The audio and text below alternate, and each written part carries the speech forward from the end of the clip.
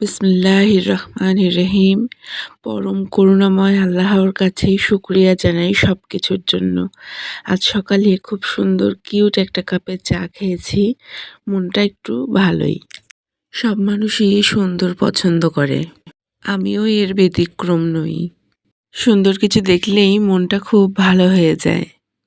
তবে আমাদের আশপাশের সব কিছুই কিন্তু সুন্দর থাকে না।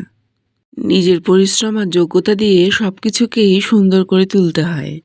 আমাদের আশপাশের সবকিছুকে আমাদের পছন্দনীয় বা যোগ্য করে তোলার জন্য কিন্তু অনেক পরিশ্রম এবং বুদ্ধি খরচ করতে হয়।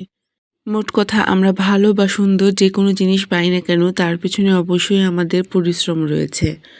আমরা সবাই আমাদের পরিশ্রমের পুরস্কার স্বরূপই সব সুন্দরগুলোকে পেয়ে থাকি। আমাদের সবার জীবনেই ম্যাজিক করেই সব কিছু আসে না। রূপকথার গল্পেই শুধুমাত্র ম্যাজিক হয়, বাস্তব জীবনে নয়।